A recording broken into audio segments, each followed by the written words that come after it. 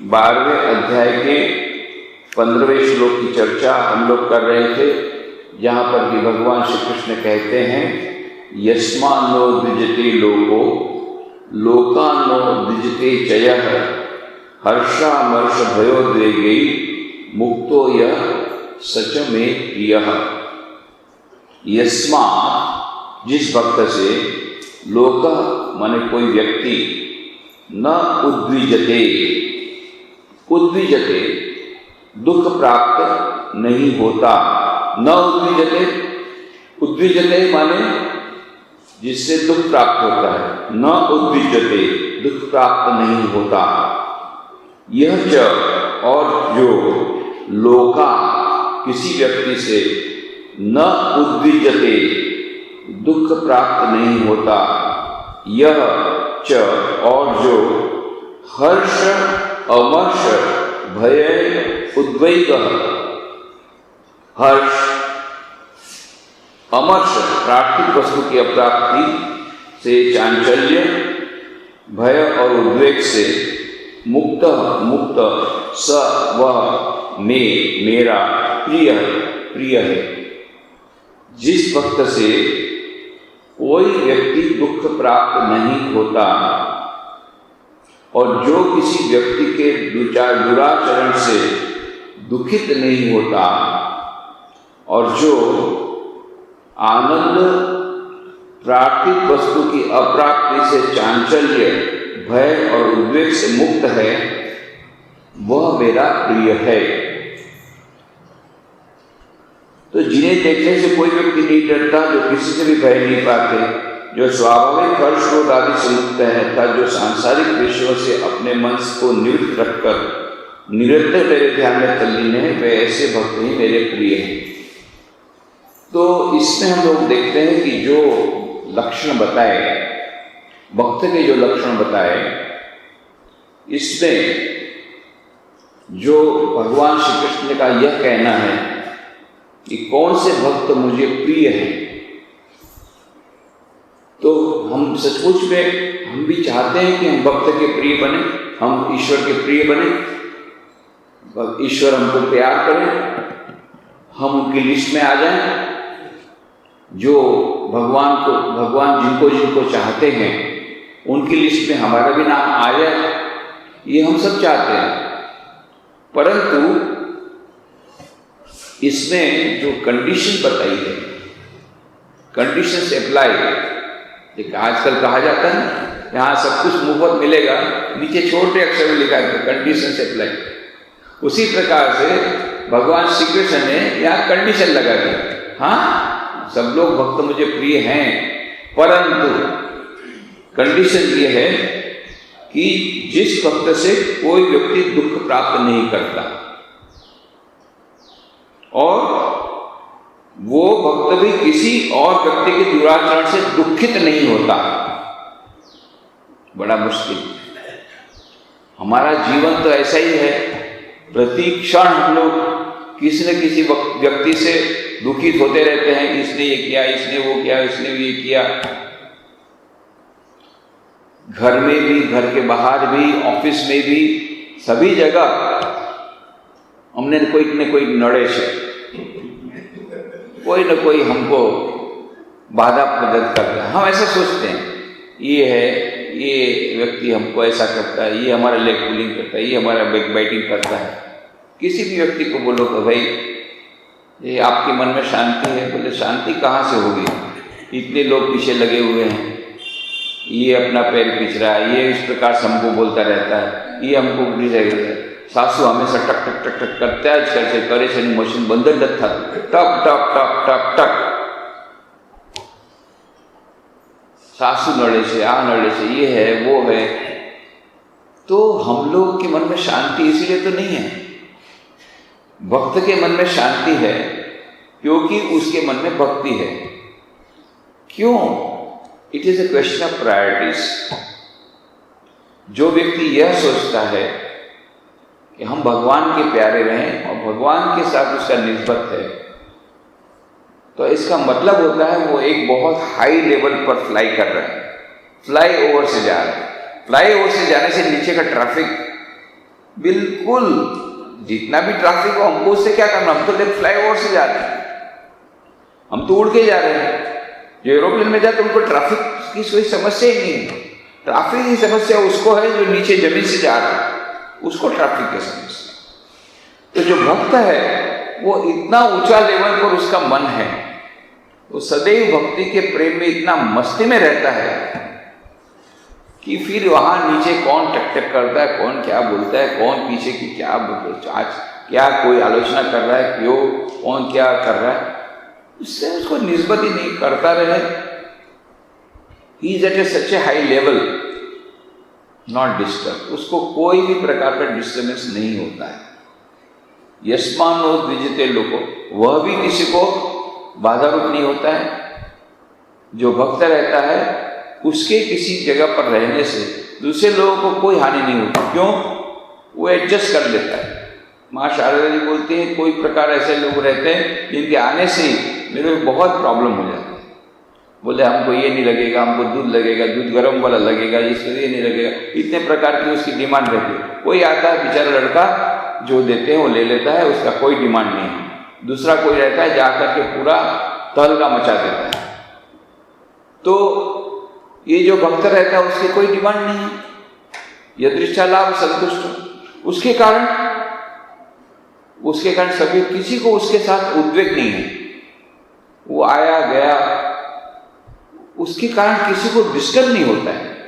कोई गेस्ट आते हैं तो हमको पहले से टेंशन आता है, जब से उसका मैसेज आया ये गेस्ट आने वाले हैं तब से टेंशन, अरे बाबा ये गेस्ट आएगा, उसका तो ये डिमांड है, पहले से उसने लिस्ट भी भेज दिया, उसका डाइट चार्ट भेज दिया है, ये डाइट करना पड़ेगा, वो डाइट करना पड़ेगा, ये सब्जी नहीं मिलेगी तो कहीं से लाना पड़ेगा, पहले से रखना पड़ेगा, उसको फ्रिज में रखना पड़ेगा, उसके लिए बनाना पड़ेगा, उसको यहाँ ले जाना पड़ेगा, उसके लिए है, उसका ये रिक्वायरमेंट है, तो टेंशन में आ जाता है। और कोई इतना सिंपल रहता है, वो जो भक्त है उसका कोई डिमांड नहीं है, जो मिला वो खा लिया, उसका मन तो भगवान की भक्ति में है।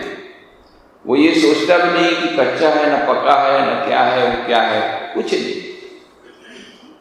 इसके कारण उस किसी और को उसके कारण उद्वेग नहीं होता है। वो जहां भी जाता है किसी को उद्वेग नहीं पहुंचाता है, और वो भी खुद उद्वेगित नहीं होता है। क्यों? उसको मतलब ही नहीं क्या हो रहा है चारों तरफ, वो अपनी धुन में अपनी मस्ती में है। हरे नाम केवलम, वो हरि नाम मस्ती में है, अपना भगवान का नाम ले रहा है। तो दाल में नमक है या नहीं उसको पता भी नहीं लगता है मस्ती में। तो बाद में वो जब वो खूब खाती है उसकी पत्नी, तो बोले आपने कैसे खा लिया, आपने बताया नहीं। दूसरा कोई रहता तो तोल पाड़ कर देता, क्या है कैसी दाल बनाई है, ये फलाने, उसने खा लिया। वो तो जब उसने खुद ने खाया पता लगा तो उसमें डबल नमक है या नमक नहीं है। तो कहने का मतलब यह, जो भक्त भगवान की मस्ती में रहता है, जो सचमुच में भगवान को प्यार करता है, वह किसी को उद्वेगित नहीं करता है, और कोई उससे उद्वेगित नहीं होता, वह भी उद्वेगित नहीं होता है, उसको किसी से उद्वेग नहीं है। यस्मानो द्विजते लोको लोकानो द्विजते च। और फिर कहा हर्षामर्ष भयोद्वेगे मुक्तो यह सच में प्रिय। तो हर्ष और अहर्ष, हर्ष अमर्ष भय उद्वेग। हर्ष माने होता है सुख आनंद, अमर्ष माने दुख निरानंद। हर्ष अमर्ष भयो उद्वेग, ये दोनों से जो उद्वेग होता है कि उद्वेग होना, चांचल्य हो जाता है, मन चंचल हो जाता है अप्राप्ति के कारण, तो सांसारिक विषयों से अपने मन को निवृत्त रखकर निरंतर मेरे ध्यान में तल्लीन रहने से क्या है, उसको हर्ष और क्रोध आदि से वो मुक्त हो जाता है, सभी फीलिंग से ऊपर हो जाता है। तो उसको यह साधारण से हमको जब कुछ मिलता है, हमारे इच्छित वस्तु मिलती है तो हमको हर्ष होता है, हम आनंदित होते हैं। जब वो नहीं मिलती है, छूट जाती है और गिर जाती है या कुछ हो जाता है, तो हमको अमर्ष होता है। छोटी छोटी बातों को लीजिए, मान लो दूध, पानी गैस पर रखा है और दूध गया, दूध जल गया या दूध बिगड़ गया। दूध बिगड़ गया तो एकदम उद्वेग में आ जाता है, साधारण व्यक्ति उद्वेग में आ जाता है, अरे दूध बिगड़ गया, दूध बिगड़ गया। तो जो भक्त होता है वो बोलते हैं कोई बात नहीं, हम उससे पनीर बना लेंगे, मिठाई होगी बढ़िया, भगवान को निवेदित करें, हम भी खाएंगे प्रसाद। उसको कोई उद्वेग नहीं है। We'll make paneer out of it. If the milk gets spoiled, we'll make paneer out of it. क्या है उसको उद्वेग के करने की क्या बात है? ये तो छोटा सा उदाहरण है। उसी प्रकार से कोई भी घटना होती है, he tries to make the best out of it. उद्वेग नहीं होता है। क्यों? उसका मन विचलित नहीं होता है। क्यों? उसका मन उस हाई लेवल पर है, वो भगवान का भक्त हो गया, उसको भगवान में इतनी भक्ति है और वो सभी व्यक्तियों में सभी मनुष्य में उसी अपने प्रियतम की छवि को देखता है। इसके कारण वो उद्वेलित नहीं होता है। किसी ने कुछ कटु सत्य बोल दी, कुछ कटु बोल दिया तो बोल दिया, ठीक है प्रभु, ये भी तुम्हारा प्रसाद है, ले लिया, ग्रहण कर लिया। और साधारणतः यही देखा जाता है कि जो भक्त लोग रहते हैं उन पर जरा ज्यादा ही अत्याचार होता है संसार में, क्योंकि बोले वाले होते हैं और वो फेरोशियस नहीं रहते हैं, वो काटते नहीं हैं, तो इसलिए जरा ज्यादा ही अत्याचार होता है। परंतु उसके ऊपर कोई फर्क नहीं पड़ता। तुकाराम की पत्नी तो इतनी परेशान थी, उसके बाद इतना टक करती थी, सब कुछ बोलते रहती थी। तुकाराम सब सुनते रहते, अपनी धुन में मस्त रहते थे, उनके ऊपर कोई प्रभाव नहीं पड़ता। इसके बाद में तुकाराम की इतनी गाली दिया, तुकाराम ने सब सुन लिया। पत्नी ने कहा कि तुम मनुष्य न कौन हो, इतना मैंने गाली दिया, तुम्हारे को कोई इफेक्ट ही नहीं होता है। तो फिर भी तुकाराम ऐसे बैठे। तब इसको पत्नी को इतना क्रोध आया, जो गन्ना रहता है, गन्ने से जोर से मारा। तो उसको लगा अभी तो गुस्सा होगा, अभी तो कुछ तो रिएक्शन होगा। तो तुकाराम ने हंसकर कहा, देखो प्रभु की कैसी कृपा है, मैं सोच रहा था गन्ना तुम खाओगी ना मैं खाऊंगा, प्रभु ने 2 टुकड़े कर दिए, एक तू खाए मैं खाता हूँ। पत्नी ने सिर पीट लिया, इसके साथ अब रहा नहीं है, इसको गुस्सा ही नहीं आता है, विचलित ही नहीं होता है। वो गन्ने का टुकड़ा लेके मैं क्या करूँ, एक टुकड़ा उसको दे दिया। सोक्रेटिस जैसे सभी भक्तों के, सभी लोगों का ऐसे ही, सोक्रेटिस की पत्नी तो बहुत ज्यादा परेशान करती थी, बहुत ज्यादा गुस्से वाली थी, बहुत लोग पर अत्याचार करती थी। सोक्रेटिस सब सहन कर लेते थे। और उसके बाद में तो इतना ये हुआ, बहुत गाली देने के बाद जब वो गाली से नहीं हुआ तब फिर वो मारपीट करने लगी, ये करने लगी। उसके बाद में सोक्रेटिस यही कहा कि बादल जब गरजते हैं उसके बाद थोड़ी तो वर्षा होगी, कोई असर नहीं। तो जो असली भक्त रहते हैं उनको कोई असर नहीं पड़ती। इतना ही नहीं, अधिकांश समय में वो किसी को कष्ट नहीं देते, जहां तक हो सके वो किसी को कष्ट नहीं देते। इसी के कारण उनके रहने से लोगों को उद्वेलित नहीं होते हैं, लोगों को दुख नहीं होता है उनके रहने पर, और वो लोग उनको भी दुखी नहीं कर सकते, क्योंकि ये भगवान की भक्ति में लीन रहते हैं। तो भगवान कहते हैं ऐसे भक्त मुझे प्रिय हैं, ये भक्त मुझे विशेष प्रिय हैं, जिसमें कि जो कोई व्यक्ति दुख प्राप्त, जिस भक्त से कोई व्यक्ति दुख प्राप्त नहीं करता, क्योंकि वो किसी को दुखी नहीं करता, वो अनाप शनाप बकता भी नहीं है, वो किसी को गाली भी नहीं देता है, वह किसी को मारता भी नहीं है, और किसी व्यक्ति की दुराशा से दुखित नहीं होता। क्योंकि वो यही समझता है कि ये प्रभु की लीला है, जो कुछ है प्रभु की लीला है और सभी के भीतर में वही प्रभु है, इसलिए वो विचलित नहीं होता। और दूसरी बात है, वो समझता है कि जो मेरे प्रियतम हैं यही सारे चराचर जगत में व्याप्त हैं। जो राम दशरथ का बेटा, वो राम घटघट में लेटा, वही राम है सबसे न्यारा, वही राम है जगत बसेरा। तो वही राम सब जगह है, वही ईश्वर सब जगह है। तो मैं किसको घृणा करूं, किसको मैं कष्ट दूं? किसी को कष्ट देना वो नहीं चाहता है, क्योंकि सभी जगह उसको, वो ऐसा भक्त है, सभी जगह उसको राम नजर आता है। जित देखूं तित राम, जो कुछ है सो तू ही है, जहां मैं देखा तू ही नजर आया, जो कुछ है सो तू ही। सब जगह उसको वही प्रियतम की छवि नजर आती है, ईश्वर नजर आते हैं। इसलिए वो किसी के साथ झगड़ा नहीं करता, वो किसी से विचलित नहीं होता। जैसे पिछले समय बताया था, उसके ऊपर कोई असर नहीं होती है। यदि कोई कुछ करे भी, वो विचलित नहीं होता है। नाव पे जा रहा था भक्त, और जो नाव के बैठे थे वो लोग बहुत अनाप शनाप गाली देने लग गए। अरे बड़ा आया भगत है, देखो इतना बड़ा तिलक लगाया है, देखो ये लोग ऐसा करते रहते हैं, ये सब एकदम रहते हैं, ये सब तो ऐसे ही करते हैं। ऐसा बहुत प्रकार की गालियां देने लग गया, बहुत प्रकार से बंद लगे। ये भक्त चुपचाप सुन रहा है, प्रभु का नाम ले रहा है, प्रभु से नहीं रहा गया। मेरे भक्त का इतना अपमान हो रहा है, ये चुपचाप बैठा है। तब भगवान ने दर्शन देकर के कहा, तू भले सहन कर ले, मुझसे सहन नहीं होता है।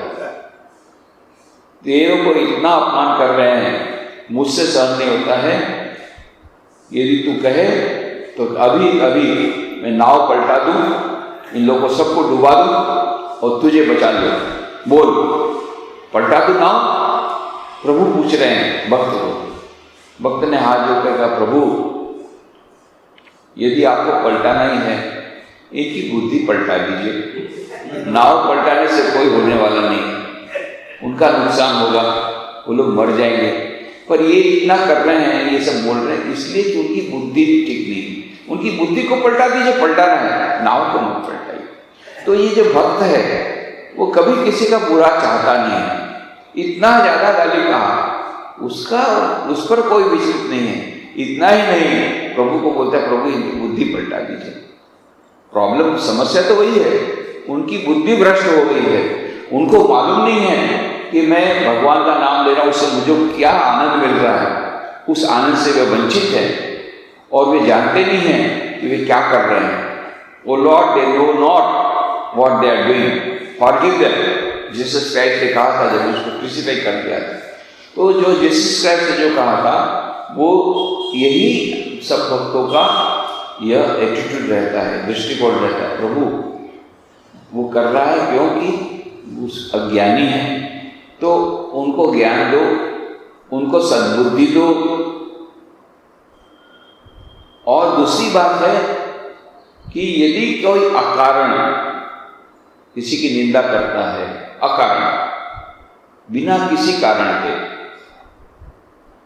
कारण हो तब तो समझा जा सकता है, बिना कारण यदि कोई निंदा करता है, इसका मतलब होता है कि वह रोगी है, मेंटल पेशेंट है, साइकिक पेशेंट है, वो मानसिक रोगी है। तो वो तो दर्दी है, तो उसको क्या किया जाए? यदि कोई दर्दी है तो उसका निराकरण कैसे होगा? उसका निराकरण यही होगा कि जब वो किसी को वह देता है तो वह ये कहता है, प्रभु उसका रोग दूर कर दो। रोग दूर हो जाएगा, ये मानसिक रोगी है, उसका रोग दूर हो जाएगा, तो वो अपने आप हो जाएगा। तो वो सोचता है कि जब ये काम, ये बिना कारण के निंदा कर रहा है तो दर्दी है, तो दर्दी के प्रति क्या करना चाहिए? हमदर्दी होनी चाहिए। तो वो भक्त की हमदर्दी होती है दर्दी के प्रति, मानसिक दर्दी के प्रति, और वो भगवान को ये प्रार्थना करते हैं, प्रभु इसका दर्द दूर कर दो, ये मानसिक दर्द है दूर कर दो, सब समस्या समाधान हो जाएगी। तो इसलिए यह जो भक्त का दृष्टिकोण वह किसी से विचलित नहीं होता और कोई उससे विचलित नहीं होते, और हर्ष अमर्ष सुख और दुख में वो सम रहता है। और यदि कोई वस्तु प्राप्त नहीं हुई, कोई बात नहीं, उससे उसका मन चंचल नहीं होता है। क्यों? सब कुछ राम की इच्छा से, राम की इच्छा से। वो राम की इच्छा वाली कहानी हमने बहुत बार बताई है कि राम की इच्छा से सब कुछ होता है, उसके मन में और कुछ नहीं, जो कुछ हुआ राम की इच्छा से हुआ, तो इसलिए उसका मन चंचल नहीं होता है। नहीं मिला तो कोई बात नहीं, वो भी राम की इच्छा, मिला वो भी राम की इच्छा, नहीं मिला राम की इच्छा, प्राप्त हुआ राम की इच्छा, नहीं प्राप्त हुआ राम की इच्छा, सब कुछ राम की इच्छा। तो पूछा वो एक आदमी आता, बस उसका तकिया कलाम था, और सब राम जी की मर्जी, राम जी की मर्जी से सब होता है, सब राम जी की मर्जी। तो वो काम करता था, बेचता था, कपड़े के लिए जो आते हैं सूत की आंटी बनाता था, तो सूत काट करके उस आंटी को बेचता था। तो कोई पूछता था, भाई ये इसका दाम क्या है? बोले जी हुजूर, राम की मर्जी से रुई का दाम है 4 आना, राम की मर्जी से मजदूरी लगी 2 आना, राम की मर्जी से उस पर मुनाफा लगाया 2 आना, राम की मर्जी से उसके बेचने की कीमत है 8 आना। तब समझ जाते हैं बेचारा ये एकदम प्रॉफिट भी बता रहा है, बोला तो सब लोग करेंगे। अब एक दिन वो आकर के रात को आया, रोज उसका जो क्रम था, खाना खाने के बाद बाहर बरामदे में बैठ करके, आंगन था, आंगन में बैठ करके राम नाम करता। उस दिन ऐसी कुछ बात हुई कि ज़्यादा देर तक राम नाम में इतना मन लग गया तो देर रात तक राम राम राम राम करता। उतनी देर में 4 चोर आए। 4 चोरों को बहुत सामान मिला था। अब वो लोग थक गए थे, कोई रात को कौन मिलेगा, कुली तो मिलेगा नहीं। अब ये उठा नहीं पा रहे थे, देखा वहाँ से जाके बोले ये बरामदे में बैठा है, राम राम राम कर रहा है, बोलिए भोला भगत है। आकर बोला उठ, बेचारा उठ गया, दाड़ा सब सामान से राम, चल, तो चलता गया, राम राम राम करके चला जा रहा है। और तब तक वो पुलिस आ गई। पुलिस ने आकर के चारों, जैसे पुलिस को देखा चारों भग गए, और ये तो बेचारा राम राम राम करता चला जा रहा है। पुलिस ने पकड़ लिया। पुलिस लोग बहुत खुश है, मुद्दा माल सहित पकड़ लिया। अब तो क्या है, आज तो बड़ा इनाम मिलेगा। रंगे हाथ पकड़ा गया, कॉट रेड हैंडेड। मुद्दा माल सहित पकड़ने से पुलिस को ज्यादा इनाम मिलता है, ऐसे चोर को पकड़ने से भी लाभ मिलता है, पर with cot red handed along with the goods, चोरी के माल के साथ ज्यादा इनाम मिलता है। तो बहुत खुश हो गए, जाकर के डाल दिया जेल खाने में, वो कस्टडी में डाला। तो दूसरे दिन वो जज के सामने प्रस्तुत किया। अभी चारों ओर खबर फैल गई, अरे वो जो भगवान का भक्त है, राम का भक्त, वो उसको पुलिस पकड़ करके ले गई है चोरी के लिए। अरे जो मुनाफा बता तो कभी चोरी करेगा क्या? सब लोग जाकर के बोले साहब, जज के साथ बात बोल करके बोले साहब इसमें कुछ गोलमाल हुआ है, ये तो बड़ा भक्त है, अपना मुनाफा भी बता देता है, ये कभी चोरी नहीं कर सकता। कोई बात नहीं, ठीक है। लाया, उसको कटघरे में खड़ा किया, देखो सब कुछ विस्तार से बताओ, कुछ भी बात छुपाना मत, और बिल्कुल झूठ मत बोलना, सच सच बताओ क्या हुआ है, कोई कागज छुपाना मत, और जो है सच बोलना। ये हजूर मैं जो है सच बोलूँगा। ये जो राम जी की इच्छा से इस प्रकार से दूध की आटे बेचने का धंधा करता हूँ। राम की इच्छा उस दिन रात को दुकान के बाद आया, राम की इच्छा से जैसा मैं रोज बैठता हूँ ऐसा मैं बैठा था, राम का नाम ले रहा था। राम की इच्छा उस दिन राम के नाम में बहुत मन लग गया, राम की इच्छा से देर रात तक राम का नाम ले रहा था। उतनी देर में राम जी की मर्जी से 4 चोर आए। राम जी की मर्जी से उठने को कहा तो मैं उठा, तो राम जी की मर्जी से उन लोगों ने मेरे सिर पर सामान रख दिया। राम जी ने मुझे चलने को कहा तो मैं राम जी की मर्जी से चल रहा था। उतनी देर में राम की मर्जी से पुलिस आ गई और राम जी की मर्जी से मुझे पकड़ लिया। राम जी की मर्जी से मुझे कस्टडी में डाला। जी हुजूर, राम जी की मर्जी से आपके सामने प्रस्तुत किया गया है। जी हुजूर, सच बताओ, राम जी की मर्जी से मैंने कुछ भी छुपाया नहीं। तो सोचा ये तो एकदम राम का भगत है। जज ने उसको छोड़ दिया, तो जाते जाते कहा राम जी की मर्जी से छूट गया। राम जी की मर्जी से पकड़ा गया, राम जी की मर्जी से छूट गया, राम जी की मर्जी से मिला, राम जी की मर्जी से नहीं मिला। राम जी की मर्जी से जो होता है सब राम जी की मर्जी से होता है। उसको कौन उद्वेग कर सकता है? ऐसा जो भक्त है, जिसको ये लगता है कि सब कुछ राम जी की मर्जी से होता है, कोई विपत्ति भी आती है तो राम जी की मर्जी से। उंगली कट गई, राजा की प्रधान ने कहा राम जी की मर्जी से, राम जी की कृपा से ये हुआ है। अरे मेरी उंगली कट गई राम जी की कृपा से, जो होता है मंगल के लिए होता है, प्रभु जो करते हैं मंगल के लिए होता है। अरे वाह रे वाह, मेरी उंगली कट गई, दर्द हो रहा है, बोलते राम मंगल हो रहा है। अब तुमको बताता हूँ कैसे मंगल किसको बोलते हैं। डाला उसको जेल में। जेल में जाते समय जो करते हैं प्रभु मंगल के लिए करते हैं। हाँ मंगल है ना, लाओ अब जाओ जेल में डाल दिया। अब देखते हैं।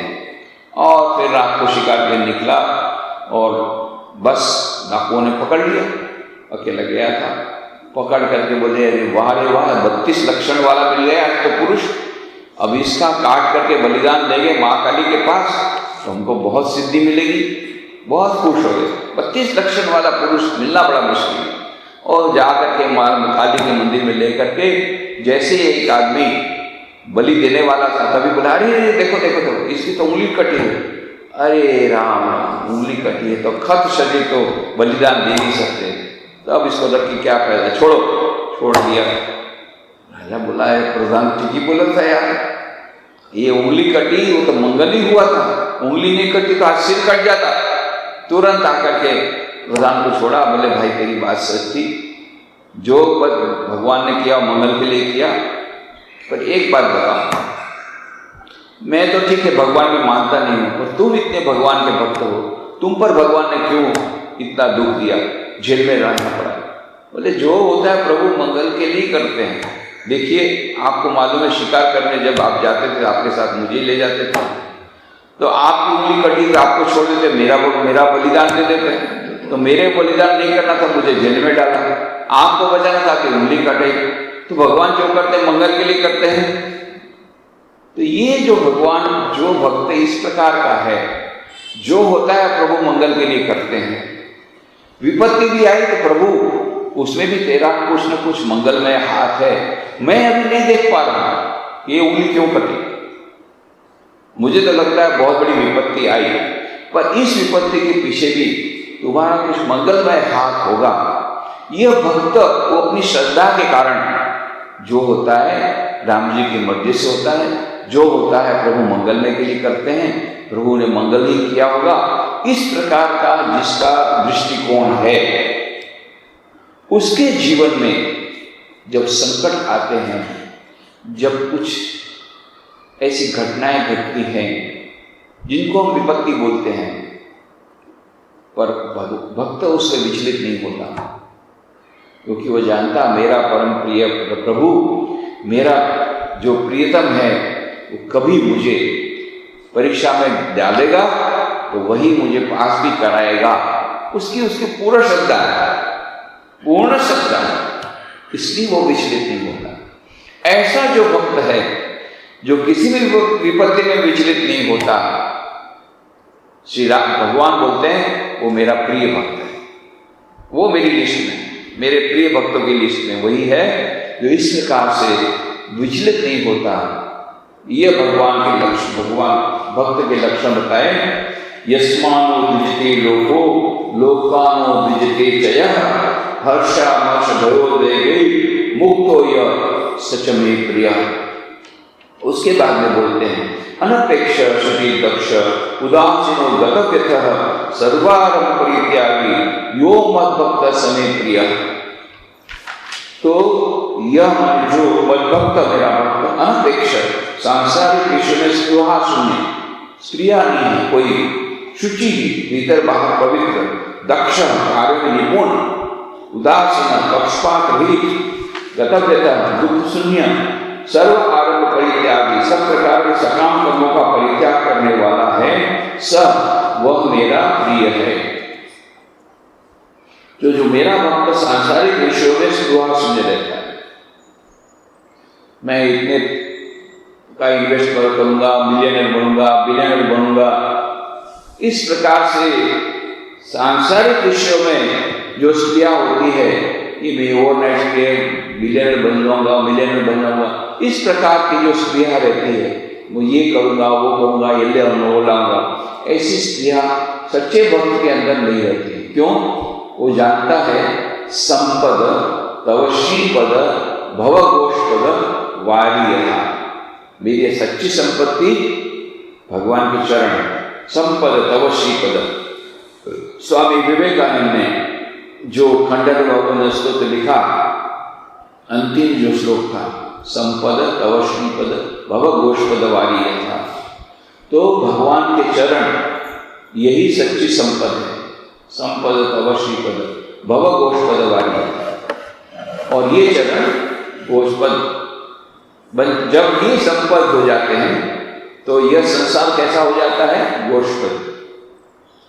गोष्पद गाय जब जाती है कीचड़ में से, तो उसमें जो छोटा सा खड्डा बनता है उसको गोष्पद बोलते हैं। गोष्पद वारी, गोष्पद का पानी, गोष्पद को पानी को जो पानी है उसको पार करने में जितनी कठिनाई होती है या जो सरलता होती है, वही सरलता से जो भक्त ईश्वर के चरणों को अपनी संपद मानता है, उतनी जल्दी से, उतनी सरलता से सारे भवसागर को पार हो जाता है। उसके लिए सारा भवसागर पार होना कितना कठिन है या कितना सरल है? भवघोषपद वारियः है। गोष्पद का जो जल है उसको पार करना जितना कठिन है, भक्त के लिए सारे भवसागर से पार होना उतना ही कठिन है। क्यों? उसके लिए संपद तव श्रीपद, भगवान के चरण उसकी संपत्ति है। और बाकी संपत्ति जिसके पास है, वो संपत्ति माने विपत्ति एक साथ आते हैं। संपत्ति जब भी आती है अपने साथ विपत्ति लाती है। आपने मकान खरीदा तो टैक्स देना पड़ेगा, इनकम टैक्स देना पड़ेगा, सुपर टैक्स देना पड़ेगा, ये देना पड़ेगा, वो देना पड़ेगा, सब बताना पड़ेगा। बेनामी प्रॉपर्टी होगी तो जब्त हो जाएगी, बहुत प्रकार की विपत्ति आएगी, संपत्ति महाविपत्ति। तो जो यह मेरा भक्त सांसारिक विश्व में स्पृहा शून्य, भीतर बाहर पवित्र, कार्यों में निपुण, ये याद रखना, ये जो भगवान ने जो कंडीशन बताई, ऐसा नहीं है कि बोधाराम जिसको बोलते हैं, बोधा ये जो एकदम बोधा रहता है, कोई आदमी बोधा रहता है एकदम, न उसको समझ पड़ती है कैसे काम करना कैसे नहीं करना, हर एक काम में वो बिल्कुल डिब्बा रहता है। नहीं, निपुण, इफिशिएंट, जो भगवान का सच्चा भक्त रहता है वो निपुण रहता है, दक्ष रहता है, कार्यों में सक्षम, कार्यों में निपुण रहता है, इफिशिएंट रहता है। ऐसा नहीं केवला काम, बंगला में बहुत सुंदर शब्द है केवला काम। केवला काम माने एकदम डब्बू, जो भी काम करेगा कुछ न कुछ गड़बड़ करेगा, उसके भरोसे कुछ काम नहीं दे सकता। ऐसा नहीं, जो सच्चा भक्त रहता है ऐसा नहीं रहता, वो निपुण रहता है। जैसे श्री रामकृष्ण ने कहा था, भक्त हो भी तो हो भी, बोखा हो भी क्या नो, अरे भक्त बनो, बेवकूफ क्यों बनते हो, मूर्ख मत बनो। मूर्ख ये भक्ति के लक्षण नहीं है।